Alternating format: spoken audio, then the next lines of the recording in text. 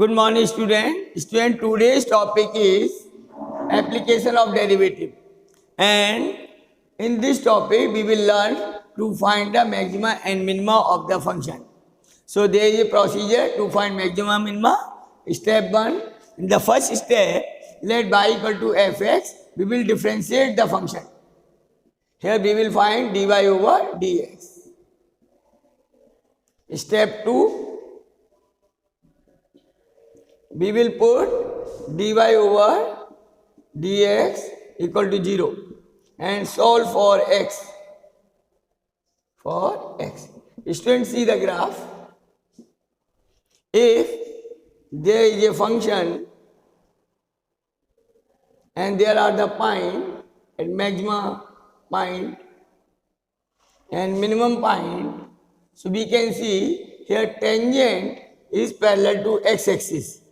Since tangent is parallel to x-axis, their slope is 0. Here slope is 0. So dy over dx is 0 because slope means m equal to dy over dx. Tangent is parallel to x-axis, so theta equal to 0 because along x-axis this line is parallel to x-axis. That's why slope is 0. Hence dy over dx is 0. So first of all, we will find dy over dx. Step 2, put dy over dx equal to 0. Solve for x. Let x, here x is x1, x2 and so on. These are the values after putting dy over dx equal to 0. Then step 3. In step 3, we will differentiate this once again. Differentiate equation 1 means find second order derivative. It is the second order derivative.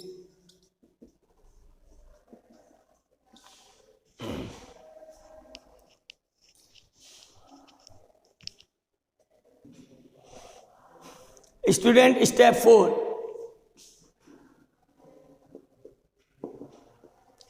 In this step, we will put the value of x in the second order derivative.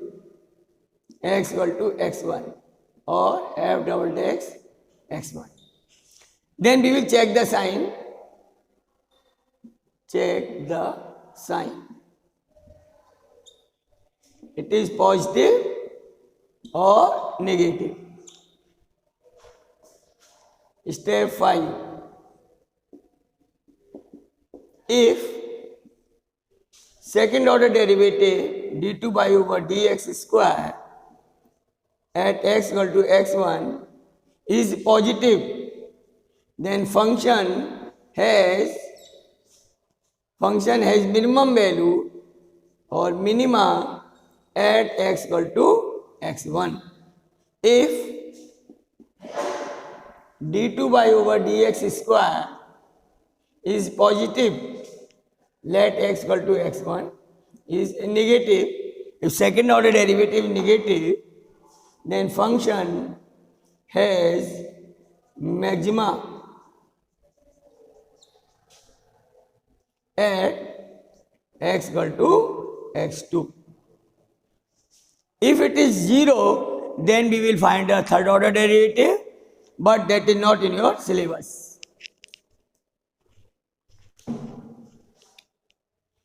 Student, let second order derivative is negative at x equal to x2, then function has maxima at x equal to x2. So this way we will find the maximum and minimum. Now to find the maximum value or minimum value, there is a step 6. The maximum value of the function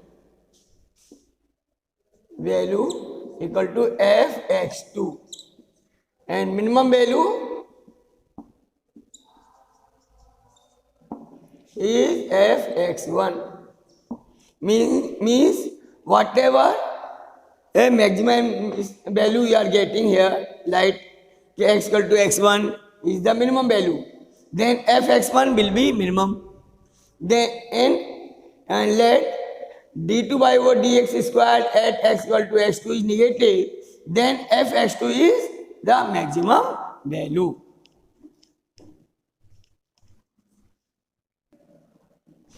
Now students see one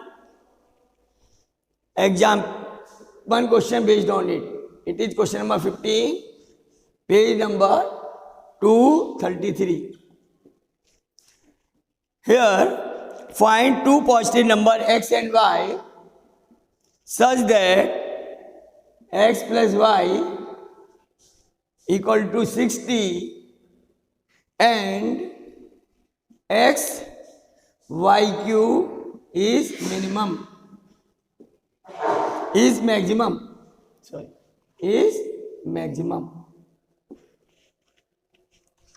So student, we can suppose this by x cube is z. Let z equal to x by q. Now this z is a function of two variables x and y. We will convert this into single variable. So we will put the value of y. Y equal to we will put the value of x. So x equal to 60 minus y. Then z equal to 60 minus y into y cube. And z equal to 60 y cube minus y to the power 4. Now it is a single variable and z is a function of y only. Then we will find dz over dy. It is 60 into 3 y square minus 4 y cube. Now put dz over dy equal to 0. Then 4y square common. It is 15 into 3 minus y equal to 0. Then y equal to 45 and y equal to 0. There are two values of y. Now we will find second order derivative d2z over dy square. Student, this will be 180 into 2y minus 12 into y square. We can take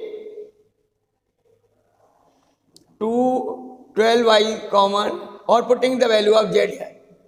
Y equal to, when y equal to 0, d2z over dy square at y equal to 0, it is 0. When d2z over dy square, so here we are not getting any maximum and minima. When it is 45, y equal to 45, then it is 180 into 2 into 45 minus 12 into 45 into 45. Then we will see the sign. Check the sign here. Student, 45 into 45 common. It is 4 ja. 4 into 2 minus 12. It is negative because 8 minus, it is 45 into 45 into 8 minus 12, it is minus 4, so it is negative. Therefore, when y equal to 45, z is maximum. Z is maximum at y equal to 45. So prove that this value x y cube is maximum, right, when y equal to 45. And then x will be 15 and x equal to 15. Find the value of x and y also. So x equal to 15, y equal to 45 and z is maximum.